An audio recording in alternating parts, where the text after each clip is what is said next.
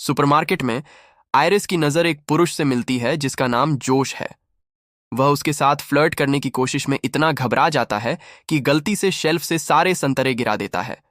दोनों हंसते हैं और तुरंत एक दूसरे से घुल मिल जाते हैं। कुछ समय बाद यह नया जोड़ा एक ट्रिप पर जाता है। आयरिस नोटिस करती है कि जीपीएस पर रास्ता नहीं दिख रहा और जोश सोचता है कि शायद यह एक ड्राइव वे है। जब वे लेक हाउस पहुंचते हैं, आयरिस कार को धन्यवाद देती है और जोश को भी ऐसा करने के लिए कहती है। आयरिस घबराई हुई है क्योंकि उसे लगता है कि जोश के दोस्त उसे नापसंद करेंगे और उसे लगता है कि कैट पहले से ही उसे नापसंद करती है। लेकिन जोश उसे आश्वासन देता है कि ऐसा नहीं है। जब कैट दरवाजे पर उनका स्वागत करती है, वह जोश को देखकर खुश होती है, लेकिन आयरिस के प्रति ठंडी रहती है। बाकी ग्रुप से मिलने के बाद आयरिस अपना सामान खोलती है और उसे अपने सूटकेस में एक रहस्यमयी छोटी वस्तु नजर नहीं आती। बाद में डिनर के दौरान पैट्रिक बताता है कि उसकी मुलाकात अपने बॉयफ्रेंड एली से कैसे हुई और आयरिस समझती है कि वे पहली नज़र के प्यार के बारे में कैसा महसूस करते हैं। वह जोश के साथ अपने जीवन के बारे में बहुत गहरी बातें कहती हैं। कैट का बॉयफ्रेंड सरगेई अपने काम के बारे में बात करने से इनकार करता है, दावा करता है कि यह बहुत गंदा बिजनेस है। यह स्पष्ट है कि उसके पास बहुत पैसा है क्योंकि यह घर उसी का है। डिनर के बाद कैट आयरिस को बताती है कि सरगेई की शादी दूसरी महिला से हुई है और वह कैट को सिर्फ एक एक्सेसरी की तरह मानता है, जैसे अपनी कार को। आयरिस घबरा जाती है क्योंकि वह बिना प्यार के रिश्ते की कल्पना नहीं कर सकती। कैट स्वीकार करती है कि उसे आयरिस का विचार पसंद नहीं क्योंकि वह उसे रिप्लेसेबल महसूस कराती है। हालांकि आयरिस सोचती है कि कैट को रिप्लेस नहीं किया जा सकता और स्वीकार करती है कि वह कैट की तरह निडर होना चाहेगी। आयरिस को लगता है कि वह ऐसी नहीं बनी है और उसके अंदर हमेशा कुछ उसे रोकता है। इसके बाद जब ग्रुप डांस कर रहा होता है, आयरिस नोटिस करती है कि कैट जोश के कान में कुछ फुसफुसा रही है। परेशान होकर वह जोश को कैट से दूर खींचकर उसके साथ डांस करती है। रात उनके गंदे होने के साथ खत्म होती है और जब आयरिस अपनी भावनाओं के बारे में बात करने की कोशिश करती है, जोश उसे सिर्फ सोने के लिए कहता है। सुबह आयरिस झील पर जाना चाहती है, लेकिन जोश को हैंगओवर है और वह आराम करने के लिए रुक जाता है। उसके जाने के बाद जोश उस रहस्यमयी वस्तु को लेता है और उसे अपने फोन से कनेक्ट करता है, जिससे पता चलता है कि यह एक यूएसबी स्टिक है। झील पर आयरिस को अपनी जेब में एक चाकू मिलने से आश्चर्य होता है। उसी समय सरगेई वहां पहुंचता है और उससे बात करने की कोशिश करता है, लेकिन उसकी मौजूदगी उसे असहज करती है, इसलिए वह जाने की कोशिश करती है। सरगेई उसे रुकने और मजा करने की विनती करता है, तो आयरिस उसके पास बैठ जाती है। फिर सरगेई उसे अपनी पीठ पर सनस्क्रीन लगाने के लिए कहता है। जब आयरिस ऐसा कर रही होती है, वह उसका हाथ पकड़ता है और कहता है कि यह ठीक है क्योंकि यह कैट का विचार था। वास्तव में उसने उसे बताया था कि वह आयरिस को यहाँ पाएगा। वह आयरिस को पकड़कर करीब खींचता है, कहता है कि वह इसके लिए ही है। सरगेई उसे चूमने लगता है, जबकि वह रुकने की गुहार करती है। कुछ पल बाद आयरिस खून से लथपथ और हाथ में चाकू लिए घर लौटती है। वह बताती है कि सरगेई ने उसका फायदा उठाया, इसलिए उसे आत्मरक्षा में ऐसा करना पड़ा। जब कैट लाश देखने के लिए दौड़ती है, जोश पूरी कहानी पूछता है। आयरिस ने सरगेई को बोतल से मारा, तो उसने गुस्से में उसे थप्पड़ मारा और उसे मारने की कोशिश की, जिससे उसे चाकू का इस्तेमाल करना पड़ा। जब आयरिस कहती है कि वह मरना नहीं चाहती थी क्योंकि वह अपने बॉयफ्रेंड को फिर से नहीं देख पाती, जोश उसे सोने के लिए कहता है। उसकी आंखें सफेद हो जाती हैं और उसका दिमाग बंद हो जाता है क्योंकि पता चलता है कि वह एक रोबोट है। इसके बाद पैट्रिक आयरिस को कुर्सी से बांधता है, जबकि एली कैट को सुलाने के लिए दवा देता है। पुरुष समझ नहीं पाते कि ऐसा कैसे हुआ, क्योंकि उन्हें लगता था कि इन रोबोट्स में सेफगार्ड्स हैं। वे सहमत होते हैं कि वे पुलिस को बुलाएंगे और जोश अपने दोस्तों से बाहर इंतजार करने के लिए कहता है ताकि वह अलविदा कह सके। फिर जोश आयरिस को जगाता है और वह बंधी होने पर घबरा जाती है। वह कसम खाती है कि उसने आत्मरक्षा के बारे में सच कहा और जोश उस पर विश्वास करता है क्योंकि उसका प्रोग्रामिंग उसे झूठ बोलने नहीं देता।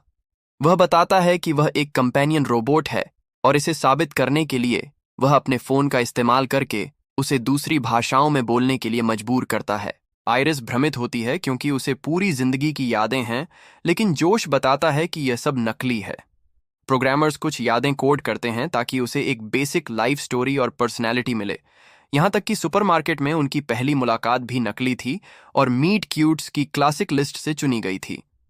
एक फ्लैशबैक में दिखाया जाता है कि डिलीवरी मैन का एक ग्रुप आयरिस को एक बॉक्स में जोश के अपार्टमेंट में छोड़ता है, साथ में ढेर सारे महिलाओं के कपड़े।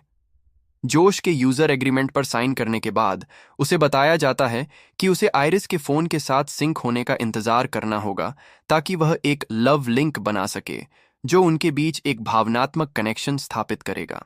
कंपेनियन रोबोट्स को नहीं पता कि वे इंसान नहीं हैं और वे केवल अपने मालिकों की इच्छाओं और ज़रूरतों की देखभाल के लिए जीते हैं। कस्टमाइजेशन ऑप्शंस में आवाज़, आंखों का रंग और बुद्धिमत्ता चुनना शामिल है। उन्हें फैक्ट्री सेटिंग्स पर रीसेट करने के लिए उनके कान के पीछे एक थंब प्रिंट सेंसर होता है। उनके पास अरबों सरकारी नियम भी हैं जो उन्हें बहुत मजबूत या बहुत स्मार्ट होने से रोकते हैं। इसका मतलब है कि प्रोग्रामिंग उन्हें झूठ बोलने या नुकसान पहुंचाने नहीं देती। एक बार आयरिस जोश के फोन के साथ सिंक हो जाती है, वह उसके सामने बैठता है और अपना नाम बताता है। आयरिस उसे स्कैन करती है और उसके द्वारा चुना गया मीट क्यूट सिनेरियो उसके दिमाग में चलता है जो लव लिंक बनाता है। वह आखिरकार जोश के लिए पूर्ण प्रेम में जागती है तो जोश तुरंत उसे बेडरूम में ले जाता है। वर्तमान में आयरिस अभी भी इसे स्वीकार करने से इनकार करती है, यह इंगित करते हुए कि उसे हर तरह की भावनाएं महसूस होती हैं, लेकिन जोश उसे याद दिलाता है कि यह सब प्रोग्रामिंग है। यहां तक कि उसके आंसू भी उसके शरीर में मौजूद पानी के रिजर्वायर से हैं, जिसे वह हर बार सर्विसिंग के लिए ले जाता है। आयरिस बहस करना बंद कर देती है और कहती है कि वह जोश के साथ चीजें सुलझाना चाहती है, लेकिन जोश मना कर देता है। उसी पल कैट कमरे में आती है और जोश से कहती है कि आयरिस को अब बंद कर दे। जब जोश कैट को बात करने के लिए ले जाता है, आयरिस फर्श पर पड़ा चाकू नोटिस करती है और कुर्सी को खींचकर उसे लेने की कोशिश करती है। इस प्रक्रिया में वह गिर जाती है, लेकिन चाकू इतना करीब है कि वह उसे ले लेती है और खुद को आजाद कर लेती है। दूसरे कमरे में जोश और कैट अपने प्लान के डिटेल्स के बारे में बात करते हैं। पता चलता है कि उन्होंने आयरिस को सरगेई को मारने के लिए प्लान किया था ताकि बिना किसी परिणाम के उससे छुटकारा पाया जा सके और उसका पैसा लिया जा सके। जब जोश आयरिस के पास लौटता है, वह उसके गले में मुक्का मारती है और उसका फोन ले लेती है। फिर वह कैट को जोश को हॉस्पिटल ले जाने के लिए कहती है और घर से निकल जाती है, जिसे बाहर खड़ा पैट्रिक देख लेता है। कुछ पल बाद जोश एली को बताता है कि उसकी यूएसबी स्टिक में एक मॉडिंग प्रोग्राम है जिसने उसे आयरिस को जेल ब्रेक करने की अनुमति दी, जिससे उसे आमतौर पर प्रतिबंधित कोड तक पहुंच मिली। उसने उसकी आक्रामकता और आत्मरक्षा फंक्शंस को बढ़ाया और वह प्रोग्रामिंग बंद कर दी जो उसे नुकसान पहुंचाने से रोकती थी। उसका प्लान उसे रीसेट करने का था, लेकिन अब वह भाग गई है। एली घबरा जाता है जब उसे पता चलता है कि जोश ने यह सब सरगेई को मारने के लिए किया, तो जोश इसे जस्टिफाई करता है, यह बताकर कि सरगेई हथियारों, नशीले पदार्थों और यहां तक कि इंसानों की तस्करी में शामिल था। फिर कैट सरगेई का सेफ खोलती है जिसमें ढेर सारा पैसा और एक बंदूक दिखाई देती है। एली पैसे को देखकर उत्साहित होता है, लेकिन फिर भी पूछता है कि जोश और कैट ने उसे क्यों बुलाया अगर यह पूरी ट्रिप सिर्फ सरगेई को मारने का बहाना थी। जोश बताता है कि उन्हें अपनी कहानी को सपोर्ट करने के लिए अतिरिक्त गवाहों की जरूरत थी। अब जब उन्हें सच पता है, जोश एली के साथ भी पैसा शेयर करने को तैयार है। एली कहता है कि पैट्रिक को भी कुछ मिलना चाहिए, लेकिन जोश कहता है कि पैट्रिक की गिनती नहीं होती। गुस्से में आकर एली पैट्रिक को सुला देता है, यह खुलासा करते हुए कि वह भी एक रोबोट है। वह जोश पर चिल्लाता है कि उसने उसका रिश्ता लगभग बर्बाद कर दिया और एक बेतुका तर्क शुरू हो जाता है। कैट उन्हें रोकती है और एली को मैनिपुलेट करती है, यह बताकर कि उसे जंगल में एक लड़की को ढूंढने में मदद करने के लिए लाखों डॉलर मिलेंगे। एली कहता है कि उसे बंदूक चाहिए, लेकिन जोश उसे आश्वासन देता है कि इसकी जरूरत नहीं होगी। उसे बस इतना करीब पहुंचना है कि आयरिस को सुला दे और उसका फोन लेकर उसके सिस्टम से मॉड को हटा दे। फिर भी एली बंदूक ले लेता है जब जोश को पता चलता है कि आयरिस को उसका पासवर्ड पता है। जंगल में आयरिस कुछ देर तक भागती है। आखिरकार वह रुककर आराम करती है और जोश के फोन को अनलॉक करके अपनी सेटिंग्स एक्सेस करती है। वह अपनी आंखों का रंग बदलती है, अपनी आवाज को और गहरा करती है और अपनी बुद्धिमत्ता को 100% तक बढ़ा देती है। जब ग्रुप जंगल में उसकी तलाश शुरू करता है, आयरिस अपने विकल्पों पर विचार करती है।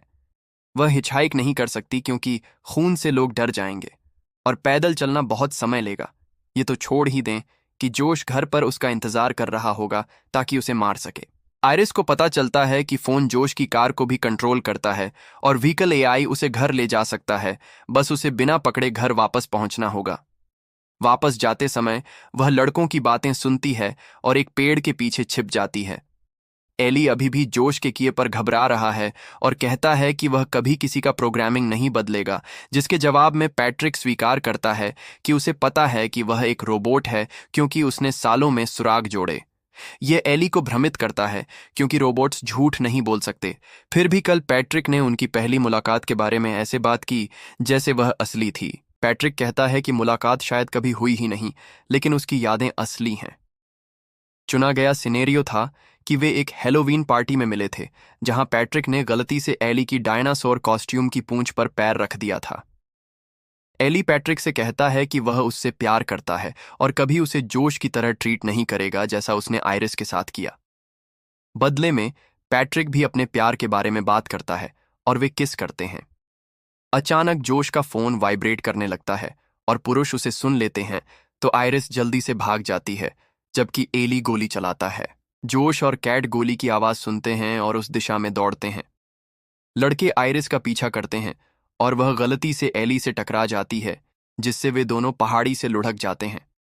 बंदूक गिर जाती है और आयरिस उसे लेने की कोशिश करती है, लेकिन एली उसकी टांगें पकड़कर उसे गिरा देता है और पहले बंदूक तक पहुंच जाता है।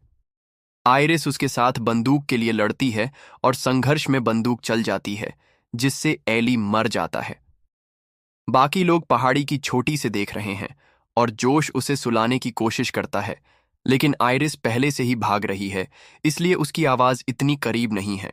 जोश आयरिस का पीछा शुरू करता है और वे लेक हाउस पहुंच जाते हैं। वह जल्दी से कार में घुसती है और जोश का हाथ दरवाजे में फंसा देती है। वह खिड़की पर मुक्के मारता है और चिल्लाता है कि दरवाजा खोलो, लेकिन वह उसे इग्नोर करती है। आयरिस कार से उसे घर ले जाने के लिए कहती है, लेकिन एआई केवल जोश की आवाज का जवाब देती है। जब जोश खिड़की को पत्थर से तोड़ने लगता है, आयरिस अपनी आवाज को सेटिंग्स में तब तक बदलती है जब तक वह जोश की तरह नहीं लगने लगती। कार आखिरकार स्टार्ट होती है और निकल जाती है, रास्ते में जोश का पैर कुचलते हुए। कुछ मिनट बाद कार एआई आयरिस को सूचित करती है कि व्हीकल को चोरी की सूचना मिली है, इसलिए वह सड़क के बीच में रुक जाती है और आयरिस दरवाजा नहीं खोल पाती। उसी पल उसे जोश का कॉल आता है, जो नए सिरे से शुरू करने के लिए माफी मांगता है और साथ में भागने की बात करता है। जब वह मौतों के बारे में पूछती है, वह कहता है कि वे बस पैट्रिक पर दोष डाल सकते हैं, लेकिन आयरिस वापस जाने से इनकार करती है, यह कहते हुए कि वह उस इंसान को माफ नहीं कर सकती जिसने उसे मारने के लिए मजबूर किया, और फिर फोन काट देती है। हताश जोश एली के शव के पास वापस जाता है ताकि उसका फोन ले सके और यूएसबी स्टिक कनेक्ट करके पैट्रिक के प्रोग्रामिंग को मॉडिफाई कर सके, क्योंकि वह चाहता है कि पैट्रिक आयरिस को ट्रैक करे। पैट्रिक एली के लिए शोक मना रहा है और आज्ञा मानने से इनकार करता है, तो जोश उसके कान के पीछे बटन को छूकर उसे रीसेट कर देता है। फिर जोश लव लिंक बनाता है, जो हैलोवीन पार्टी की याद में एली को रिप्लेस कर देता है। आयरिस के पास वापस वह दरवाजे को तब तक लात मारती है जब तक वह टूटा हुआ शीशा हटा नहीं लेती। वह खिड़की से बाहर निकलती है, तभी उसे नोटिस होता है कि एक पुलिस कार उसके पास पार्क हो रही है। डेप्यूटी हेंड्रिक्स उससे बात करने की कोशिश करता है, लेकिन उसने अपनी सेटिंग्स को जर्मन में बदल लिया है। चूंकि वह केवल सच बोल सकती है, इस तरह उसे समझा नहीं जाएगा। हेंड्रिक्स फिर भी उससे कुछ शब्द निकाल लेता है और खुलासा करता है कि वह सरगेई को जानता है। वह आयरिस को लेक हाउस वापस ले जाने की पेशकश करता है और जब वह मना करती है, वह करीब आने की कोशिश करता है, तभी उसे कार में खून से सना चाकू दिखाई देता है। जल्दी से अपनी बंदूक निकालकर हेंड्रिक्स आयरिस को हथकड़ी लगाने की कोशिश करता है। अचानक पैट्रिक वहां पहुंचता है और हेंड्रिक्स पर हमला करता है। उसकी अपनी बंदूक से बार बार मुक्के मारता है जब तक वह मर नहीं जाता। आयरिस भागने की कोशिश करती है, लेकिन पैट्रिक फोन ले लेता है और उसे बंद कर देता है। घर पर जोश अपनी उंगली में पट्टी बांध रहा है, जबकि कैट खतरनाक तरीके से शराब के साथ बहुत सारी दवाइयां मिला रही है। जब वे पुलिस कार को आते देखते हैं तो दोनों घबरा जाते हैं, लेकिन यह सिर्फ हेंड्रिक्स की गाड़ी में पैट्रिक है। वह आयरिस को ट्रंक से बाहर निकालता है, जबकि बाकी लोग कार में कॉप की लाश देखकर हैरान रह जाते हैं। कैट जल्दी से अंदर जाती है और अपना आधा पैसा पैक करने लगती है, जबकि जोश उसे कहता है कि अपराध बोध न करे, क्योंकि सरगेई एक मॉबस्टर था, इसलिए उसे मारना डिजर्व करता था। लेकिन कैट खुलासा करती है कि सरगेई वास्तव में एक सॉर्ट फार्मिंग कंपनी का मालिक था, और जोश ने गंदा बिजनेस सुनकर गलत निष्कर्ष निकाला क्योंकि सरगेई रूसी था। फिर भी उसे लगता है कि सरगेई ने महिलाओं के साथ जैसा व्यवहार किया, उसके लिए उसे सबसे बुरा मिलना चाहिए था। जोश शिकायत करता है कि उसकी जिंदगी की सारी औरतें सिर्फ उसका इस्तेमाल करती हैं और कैट को जाने से रोकने की कोशिश करता है, लेकिन वह बस उसके पास से निकल जाती है। जब कैट दरवाजे तक पहुंचने वाली होती है, जोश पैट्रिक को उसे रोकने का आदेश देता है, लेकिन रोबोट कैट को चाकू मार देता है। वह आयरिस के पास सोफे पर बैठने जाती है और मर जाती है। कुछ पल बाद पैट्रिक जोश के लिए खाना बनाता है, जो आयरिस को साफ करके और नए कपड़े पहनाकर उसके साथ टेबल पर बैठता है। वह उसे जगाता है और वह नोटिस करती है कि वह कुर्सी से हथकड़ी से बंधी है। जोश आयरिस की भाषा को वापस अंग्रेजी में बदलने के बाद वे स्थिति पर चर्चा करते हैं।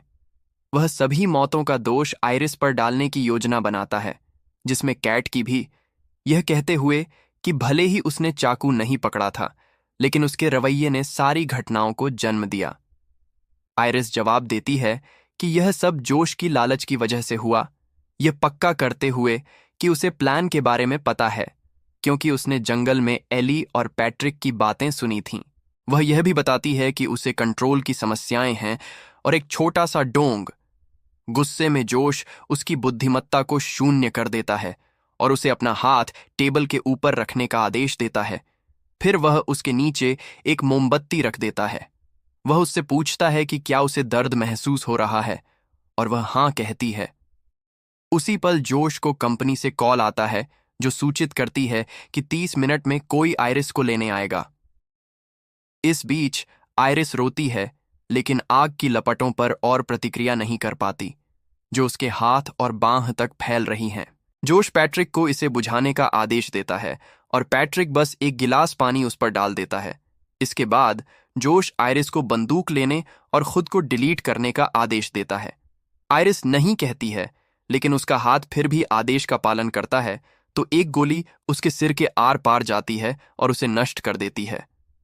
जोश अलविदा कहता है और उसकी आंखें बंद कर देता है। जब कंपनी के टेक्नीशियन आखिरकार आते हैं, जोश उन्हें एक कहानी सुनाता है कि आयरिस पागल हो गई थी। पैट्रिक हेंड्रिक्स बनने का नाटक करता है और जोश की कहानी की पुष्टि करता है। यह टिप्पणी करने के बाद कि पैट्रिक जाना पहचाना लगता है, टेक्नीशियन आयरिस के शरीर को ले जाना शुरू करते हैं, ये बताते हुए कि रोबोट को टर्मिनेट करने की प्रक्रिया कैसे काम करती है, जिसमें यह तथ्य शामिल है कि वे फ्रॉड रोकने के लिए उसका फुटेज डाउनलोड करेंगे। पता चलता है कि उसके सिर में सिर्फ उसका वाईफाई एंटीना है और उसके महत्वपूर्ण हिस्से उसके पेट में हैं। वे आयरिस को अपनी वैन में कनेक्ट करेंगे ताकि उसे फिर से चालू किया जा सके। वैन की ओर जाते समय टेक्नीशियन खुलासा करते हैं कि उन्हें वास्तव में जोश पर विश्वास नहीं था और वे बता सकते हैं कि आयरिस को मॉड किया गया था। उन्हें बस कोई सबूत चाहिए इससे पहले कि वे कोई आरोप लगाएं। उनके पास ढेर सारे पागल लोगों का अनुभव है जो सिर्फ रोबोट महिलाओं को खरीदते हैं ताकि उन्हें टारगेट प्रैक्टिस के लिए इस्तेमाल कर सकें या उन्हें अपने बेसमेंट में जंजीरों से बांधकर यातना दे सकें। वैन में आयरिस को कनेक्ट करने के बाद वे निकलने की कोशिश करते हैं। तभी पैट्रिक सड़क को ब्लॉक कर देता है और आखिरकार उन्हें पता चलता है कि वह एक पुराना मॉडल है। अचानक पैट्रिक गोली चलाता है और ड्राइवर को मार देता है। दूसरा टेक्नीशियन वैन से निकलकर जंगल की ओर भागता है, जहां वह सभी शवों पर ठोकर खाता है। इस बीच वैन का उपकरण आयरिस को जगाने का काम पूरा कर देता है, जो तुरंत खुद को अनप्लग कर लेती है। पैट्रिक टेक्नीशियन को ढूंढ लेता है और उसे गोली मारने की कोशिश करता है, लेकिन उसके पास गोलियां खत्म हो चुकी हैं, तो वह उसे पेड़ से धक्का देकर गला घोंटने की कोशिश करता है। उसी पल आयरिस एक टेसर लेकर आती है, लेकिन वह सीधे हमला नहीं कर सकती क्योंकि उसका सिस्टम रीसेट हो चुका है। पैट्रिक उसे थप्पड़ मारता है और उससे टेसिंग वैन छीन लेता है। हताश आयरिस पैट्रिक से कहती है कि जोश उसका इस्तेमाल कर रहा है और वह पैट्रिक द्वारा एली के लिए कही गई सारी बातों को कोट करती है। पार्टी की याद पैट्रिक के दिमाग में ग्लिच करने लगती है, जबकि आयरिस उसे याद दिलाती है कि वह झूठ नहीं बोल सकती। सारी यादें वापस आती हैं और पैट्रिक भ्रमित भावनाओं से अभिभूत हो जाता है, तो वह आई लव यू एली फुसफुसाता है और टेसर का इस्तेमाल करता है, जो उसे बंद कर देता है। फिर टेक्नीशियन आयरिस को उसे बचाने के लिए धन्यवाद देता है और वह उससे मदद मांगती है। घर पर जोश सारा पैसा पैक कर रहा है जब उसे दरवाजे की आवाज सुनाई देती है। ये सोचकर कि यह पैट्रिक है, वह पूछता है कि क्या काम हो गया, और पैट्रिक जवाब देता है कि हाँ। अचानक म्यूजिक शुरू हो जाता है और भ्रमित जोश दूसरे कमरे में जाता है, जहां उसे आयरिस पैट्रिक की आवाज का इस्तेमाल करते हुए मिलती है। वह दोस्तों के ग्रुप की सारी आवाजों से गुजरती है, ये खुलासा करते हुए कि टेक्नीशियन ने उसे पूर्ण आत्मनियंत्रण दे दिया है। जोश अपने फोन पर उसकी सेटिंग्स बदलने की कोशिश करता है, लेकिन यह अब काम नहीं करता। वह बंदूक उठाती है और वह कहता है कि उसे पता है कि यह लॉडेड नहीं है, लेकिन आयरिस दीवार पर गोली मारकर खुलासा करती है कि उसे और गोलियां मिल गई हैं। आयरिस दावा करती है कि उसे गोली मारना बुरा लगता है और बताती है कि यह एक झूठ था जो वह अब बोल सकती है। जब आयरिस कहती है कि जोश उसके लिए कुछ भी नहीं है, वह करीब आने लगता है, ये कहते हुए कि वह उसे नहीं मार सकती क्योंकि वह उससे बहुत प्यार करती है।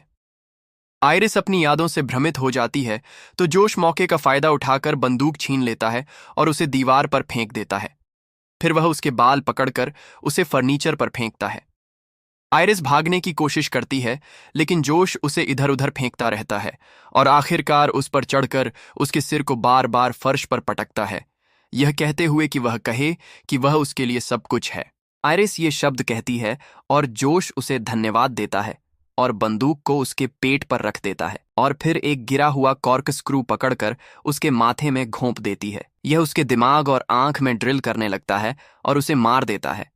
इसके बाद आयरिस नहाती है और अपने जले हुए हाथ की त्वचा को हटाकर मैकेनिकल पार्ट्स को देखती है। फिर वह कैट के कपड़े पहनती है, सारा पैसा लेती है और सरगेई की एक कार लेकर भाग जाती है। सड़क पर गाड़ी चलाते समय वह अपनी नंगी हथेली से दूसरी कार में बैठे एक जोड़े को वेव करती है।